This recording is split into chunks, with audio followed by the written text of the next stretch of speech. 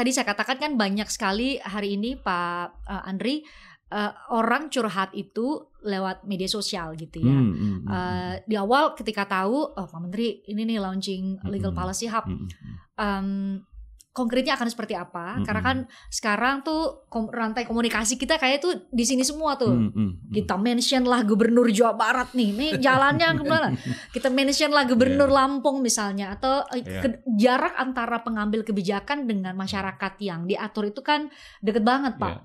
Dengan narasi yang macam-macam tuh, itu akan juga dipertimbangkan untuk bagaimana supaya kami nih publik juga punya bisa ikut terlibat di Legal Policy Hub ini. Jadi jadi Mbak, jadi kita sekarang sudah mengembangkan yang namanya Legal Policy Hub platform. Dan platform. Nah, isinya adalah semua hasil kajian yang dibuat kawan-kawan di kementerian lembaga sampai ke pemerintah daerah. Jadi kami sediakan tuh platformnya. Nah, nanti ke depan platform ini juga akan kami upgrade sesuai dengan rencana strategis Pak Menteri untuk mengembangkan transformasi digital di Kementerian Hukum. Nanti ada AI-nya tuh untuk melakukan crawling data, kajian apa yang kira-kira menjadi atensi publik di situ. Nah, jadi tujuannya Mbak sebenarnya dari sisi publik nih jadi bahan edukasi juga sih.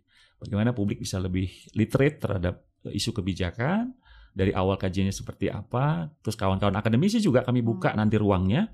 Kalau mereka mau menyampaikan data-data hasil kajian, mungkin selama ini nggak ada tempat ruangnya untuk didengar, untuk dipakai kepada decision maker.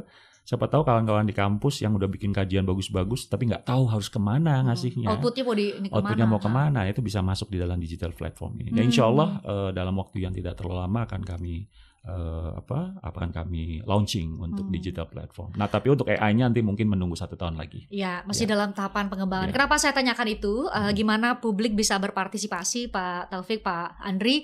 Karena kan hari-hari ini viral juga bagaimana kalau konteksnya contoh beberapa kepala daerah itu Pak, karena saking dekatnya jaraknya secara geografis dengan rakyat yang dipimpin, demo besar-besaran karena misalnya ada penerapan pajak tertentu misalnya, kita kan langsung protes, waduh nih kita sebagai warga negara bayar jenis pajaknya berapa banyak nih gitu ya. Jadi karena kan tidak pernah kami tahu kenapa kami punya kewajiban bayar pajak A, kenapa lagi jadi pajak B, kenapa lagi jadi pajak C gitu Pak. Jadi nggak ada tuh edukasi secara langsung dan secara sederhana kepada publik untuk bisa paham kenapa kami punya kewajiban bayar pajak. Itu baru salah satu contoh Pak. Ya, ini sebenarnya problemnya adalah bagaimana publik nggak ngerti mau ngomong sama siapa dia. Nah itu masalahnya. Ya kan. Nah, Policy Hub ini penting ini ya kan. Tadi tidak hanya ngobrol antara para ahli kebijakan antar instansi pemerintah, media, bukan. Tapi justru yang paling penting adalah menyediakan akses untuk publik. Kalau dia komplain, kalau dia ada keluhan, ngomong sama siapa? Nah, sekarang bingung. Pintunya banyak, nyasar, ya kan? Nah, ini yang tadi Policy Hub itu pentingnya begitu. Jadi kalau kita punya sekarang ini semuanya terhubung, data, informasi, keahlian itu terhubung. Publik itu ngomongnya satu pintu saja, gitu kan? Nah, dan Policy Hub tadi, ya kan? Sehingga tadi tidak ada kemudian publik menginterpretasikan sendiri kebijakan ini harusnya salah dia.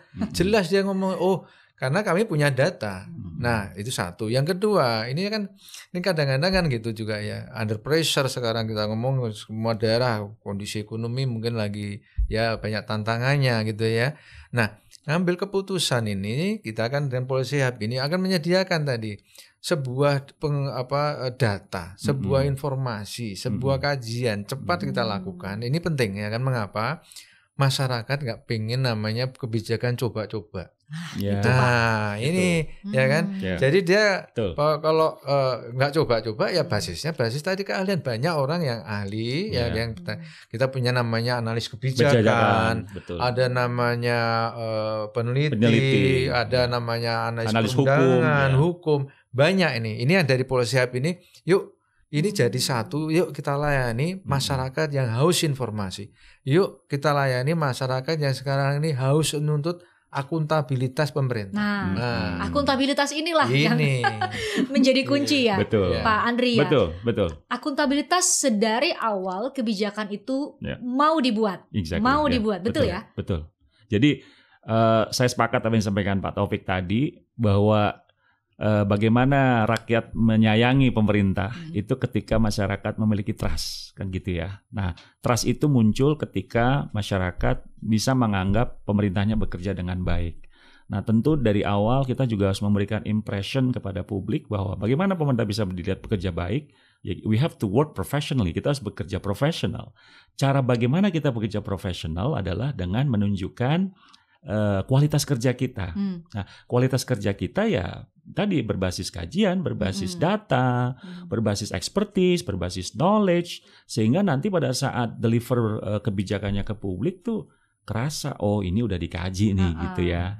Nah jadi tadi yang dibilang sama Pak Taufik, ini kayak kebijakan yang jangan coba-coba gitu ya, bukan trial and error gitu ya. Apalagi kebijakan berbasis wangsit namanya. Nah, wangsit. Ini bahaya ini ya. Ya kan zaman sekarang kalau ditanyain publik, lupa apa dasarnya ngambil keputusan. Wah saya kemarin ngimpi, ya ini repot kita.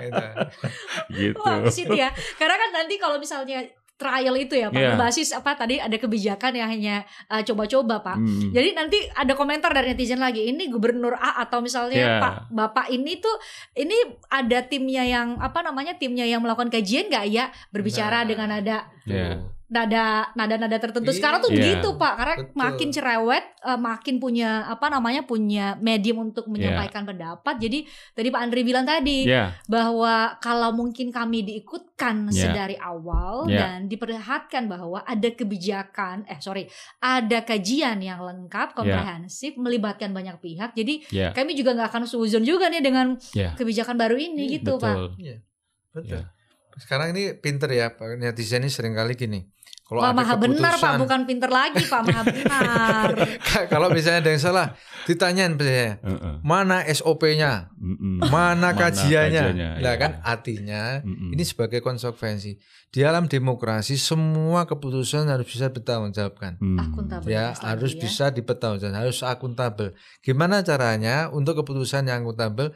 Basisnya adalah data, basisnya pengetahuan, gitu ya. Kan kata kok di dalam agama itu kalau kita ngambil keputusan nggak pakai ilmu rusak tatanannya gitu. Inilah makanya tadi kita perlu legal policy hub tadi. Policy hub yang tempat namanya juga hub ya, mempertemukan sebenarnya ya. Berarti output konkretnya nih mungkin Pak Andre bisa kasih gambaran ke kami.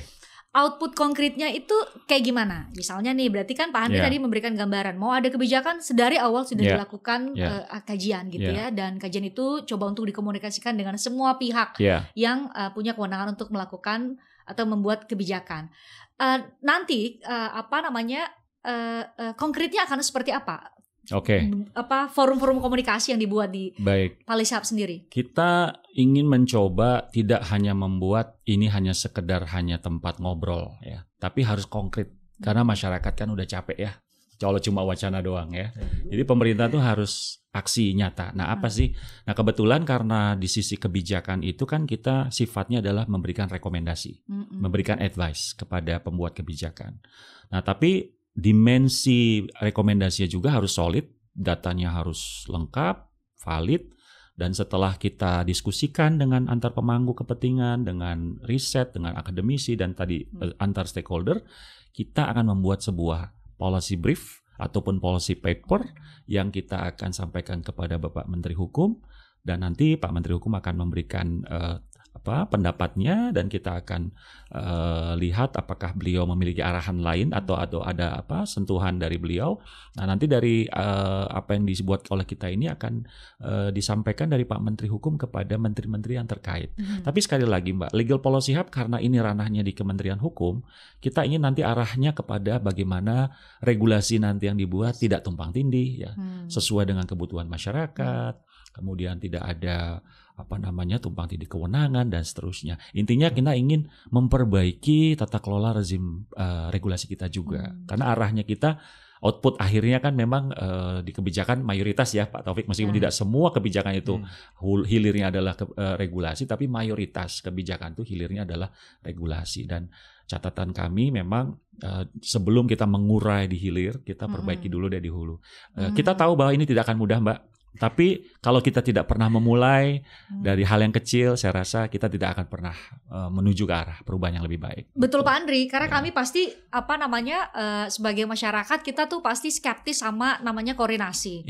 Jadi beneran nggak nih gitu ya, karena kan banyak sekali sebenarnya forum-forum komunikasi atau koordinasi yang akhirnya sebenarnya nggak jalan Pak. Betul. Makanya saya ke Pak Andri dan Pak Taufik ini mau nanya dulu nih, apa jaminannya?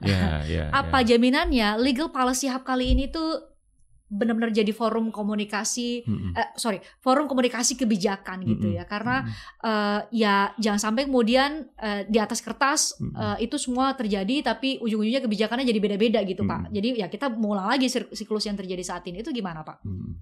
Ya selama ini kan problemnya tadi ya, kita sering mendengar masyarakat namanya ego sektoral dan seterusnya. Ini yang mengapa? Karena kurang ngobrol tadi, ya kan? Sebenarnya kan itu kan. Kurang ngopi, kita itu mau ngambil keputusan itu kan ngobrol, ya. Tidak hanya ngobrol antar pemerintah, sehingga kemudian tadi karena masing-masing memang punya aturan, punya kewenangan sendiri, tetapi dengan tadi ada koordinasi dalam membuat kebijakan, sampai dari mulai ngurumuskan sampai pada pengendaliannya, sampai pada kemudian lesson learn kebijakannya tadi, itu juga memudahkan nanti bagi publik juga untuk dialog. Tadi saya sampaikan tadi, problem di lapangan seringkali publik mau tanya kepada siapa? Curhat sama siapa?